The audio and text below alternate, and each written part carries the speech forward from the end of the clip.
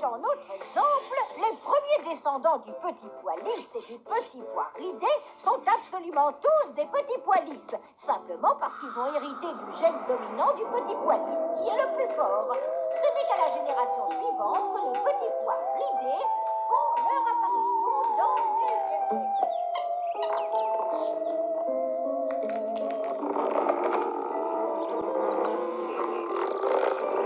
C'est horrible.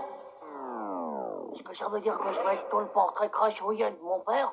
Ah ouais, faut croire, surtout s'il ressemble à un petit pois lisse. Et je vais aussi hériter de ton généraux.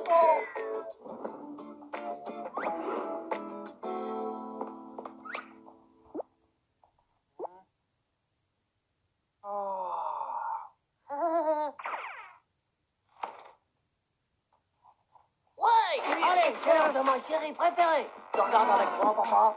Titeuf, je t'ai déjà dit de ne pas faire hurler la télé quand je travaille. Observation numéro 1. Papa est un méga ennuyeux de la mort quêteuse.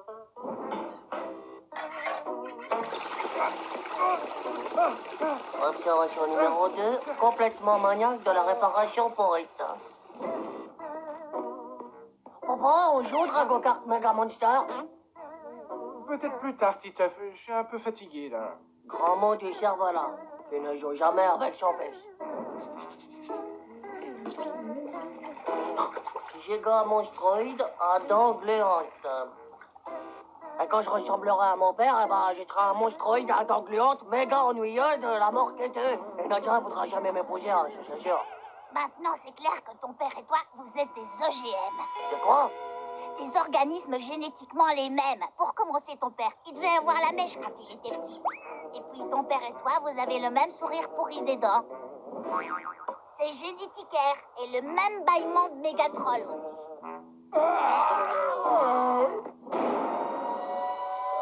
Grandi du mégatroll toi-même, espèce de pauvre monopole de slave. Alors c'est comme ça que mon meilleur ami me console dans la pire épreuve de toute ma vie. Oh là là. Va, te décourage pas, va. Peut-être que ça peut s'arranger avec la chirurgie des chromosomes. Les chromosomes, on en a des millions et des milliards. On ne peut pas les changer. Au pire, tu peux te faire greffer d'autres yeux. Ça te changera la couleur. Non mais laisse tomber François, c'est tout l'intérieur de moi-même qu'il faut changer. Écoutez ça, les gars. L'être humain n'est pas uniquement le reflet parfait de son hérédité. Il est aussi influencé par l'éducation qu'il reçoit. Ils expliquent qu'on ressemble à nos parents parce qu'ils nous font tout faire comme eux. Oh mais alors ça change tout les gnocks. Pour pas que je ressemble à mon père, il suffit simplement qu'il arrête de m'éduquer.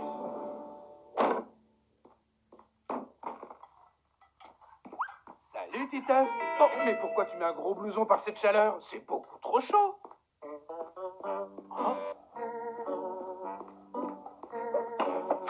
Oh, Non, j'ai pas trop chaud du tout même. Titeuf, ce n'est pas parce que maman n'est pas là qu'il faut faire n'importe quoi. Range-moi ces bonbons et mange tes haricots. Titeuf, brosse-toi les dents. Non mais ça veut dire quoi ça? Ramasse cette brosse à dents tout de suite. Non, et puis d'abord, je vais bloquer mes gueules. J'ai dit ramasse-la. Non, Si, non, si, non, si. non, si. Oh Manu, c'est horrible. Mon père et moi, on s'énerve exactement pareil. Notre ressemblance des OGM a grandi à méga vitesse. J'en dis pas de gnoccherie. Comment tu veux que j'efface toute mon éducation? C'est la théorie des échanges inversés. On devrait obtenir un échange entre l'éducation que tu as reçue et celle de ce ver de terre qui connaît rien de la vie. Go!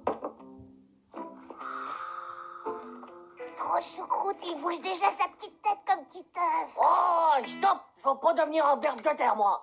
Et si j'habite un peu chez moi, j'arrêterai peut-être de ressembler à mon père, vous croyez pas? Eh bien, Si Titeuf vient habiter chez toi, il se mettra à ressembler à ton père et il deviendra un premier de la classe. Oh, c'est cool.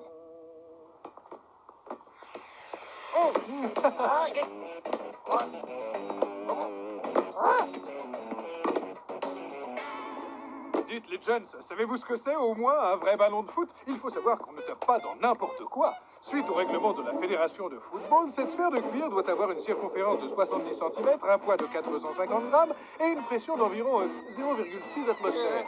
Oh là là, ma tête. Certains experts pensent que le football aurait été inventé par les Irlandais en 1847, je crois. De toute évidence, le cerveau de Titeuf ne s'adapte pas du tout à votre famille. Overdose d'intellectualité aiguë, il faut opérer. Qu'est-ce qui t'arrive, mon Titeufounet? T'as l'air triste aujourd'hui. Trop ne pas être. Oh, eh ben.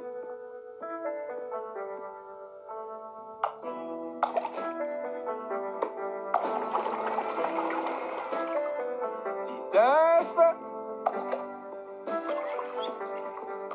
Tadam! Un délicieux milkshake au manteau pops, bon bec à méga explosion et super pâte à gomme. Oh ouais!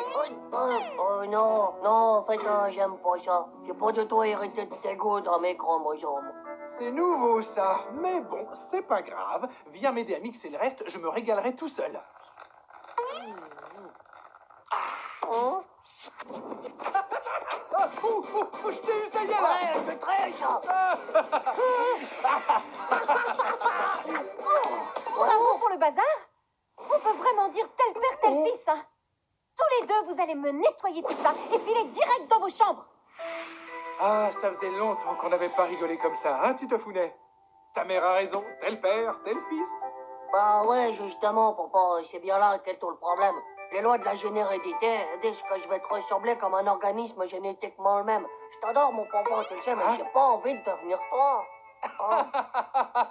Ne t'en fais pas pour ça, ça n'arrivera jamais. L'hérédité, elle nous vient de tout un tas d'ancêtres. Et le résultat, c'est qu'il n'y aura jamais qu'un seul et unique Titeuf.